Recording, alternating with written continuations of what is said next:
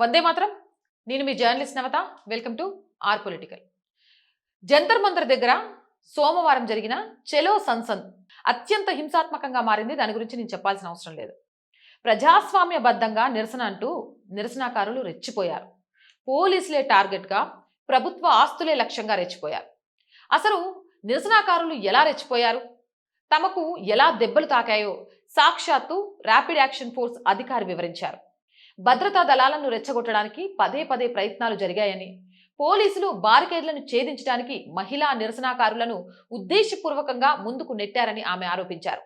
Assistant commandant Sonia Sehrawat అనే అధికారి మాట్లాడుతూ తమపైకి బూట్లు, చెప్పులు, బీర్ సీసాలు విసిరారని చెప్పుకొచ్చారు. ఈ హింసాకాండలో 8 మంది సిబ్బంది గాయపడ్డారని తెలిపారు.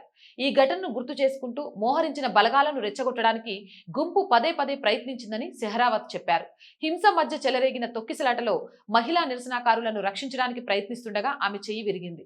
ఘర్షణల సమయంలో భద్రతా సిబ్బంది పైకి బూట్లు, చెప్పులు విసిరగా బీర్ సీసాలు పగలగొట్టారు. దీని ఫలితంగా దళానికి చెందిన 8 మంది గాయపడ్డారు. ఈ గందరగోళం మధ్య ఏర్పడిన తొక్కిసలాటి పరిస్థితిలో కింద పడిపోయిన పలువురు మహిళా నిరసనకారుల్ని రక్షించి వారి ప్రాణాలను కాపాడటంలో తాను సహాయం చేశానని కూడా ఆమె చెప్పారు.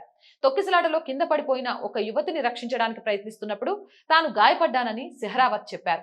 ఆ అధికారి తెలిపిన వివరాల ప్రకారం బాష్పవాయువును ప్రయోగించకుండానే నిరసనను జంతర్ మంతర్ ప్రాంతానికి పరిమితం చేయడంలో ఆర్ఏఎఫ్ మొదట్లో విజయం సాధించింది. కానీ జంతర్ మంతర్ వద్ద ఆర్ఏఎఫ్ బృందానికి నాయకత్వం వహిస్తున్నప్పుడు బాష్పవాయు షెల్స్ ని ఉపయోగించకుండానే నిరసనను ఆ ప్రాంతానికే పరిమితం చేయగలిగాయి. తొక్కిసలాట సమయంలో మహిళా నిరసనకారులను రక్షించడానికి ప్రయత్నిస్తున్నప్పుడు నేను గాయపడ్డాను అని ఆమె పేర్కొన్నారు. పార్లమెంటుకు రక్షణగా ఉన్న భద్రతా వలయాన్ని హింసాత్మక నిరసనకారులు ఛేదించడానికి ప్రయత్నించిన తర్వాతే చివరికి బలగాలు గుంపును వెనక్కి నెట్టవలసి వచ్చింది.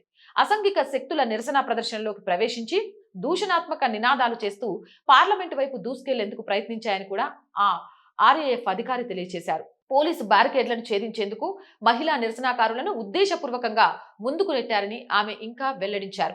అధిక బలప్రయోగం ఆరోపణలను తిరస్కరిస్తూ భద్రతా సిబ్బంది మోహరింపు అంతటా సంయమనం పాటించారని సెహ్రావత్ స్పష్టం చేశారు. గుంపులోని కొన్ని వర్గాలు పోలీసులను రెచ్చగొట్టడానికి పదే పదే ప్రయత్నించినప్పటికీ పోలీసులు ప్రజలను ముందుకు వెళ్లకుండా ఆపలేదని, జంతర్ మంతర్ వద్ద ఒక్క కన్నీటి వాయు షెల్ కూడా ప్రయోగించలేదని ఆమె స్పష్టం చేశారు. ఆ తర్వాత తప్పనిసరి పరిస్థితుల్లోనే జరిగినట్టుగా కూడా తెలుస్తోంది.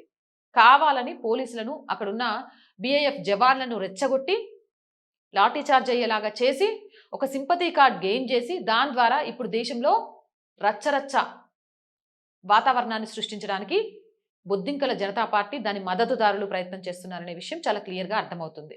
జై Hind, Jai Bharat. And more videos కోసం our group of channels, our voice, our political, our Samskriti channels ని వెంటనే సబ్స్క్రైబ్ చేయండి.